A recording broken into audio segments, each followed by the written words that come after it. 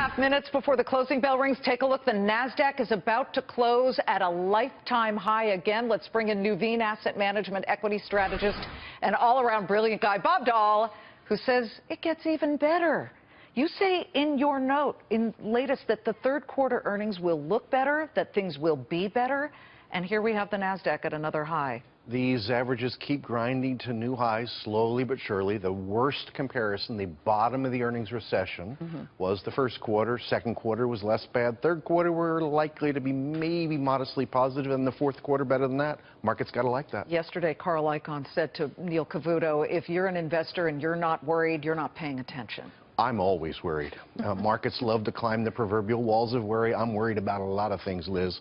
The good news is the world is worried, and that's represented by the cautiousness out there, the amount of cash on the sidelines, which you have to interpret constructively, in my view. What trips the wire to get that tsunami of cash off the sidelines and into the markets? Oh, I've been asking that question for years without a good answer. Well, just don't wait around is what you're saying? Just get in there? Yeah, and I don't think you have to be a hero. And we're not going to go straight up. It's going to be bumpy. But I think stocks are going to outperform. Look, stocks are outperforming the broad bond averages and certainly outperforming cash this year. Who would have thunk it? Okay, so you have a couple of picks we can put up on the screen. How do these perform if the Fed decides, oh, bravo, let's tighten rates in September in just a week? Well, I think if the Fed tightens in September, the whole market will have a little bit of a bump, no question about it.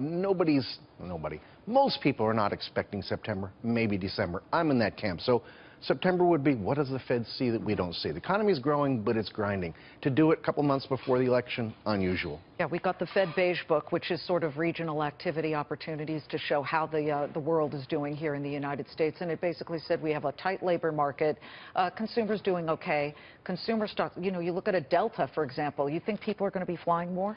I do. Look, passenger revenue per average seat mile. That's the statistic you will look at for the airlines, and it's not been doing well. In the fourth quarter, it's going to start doing a bit better.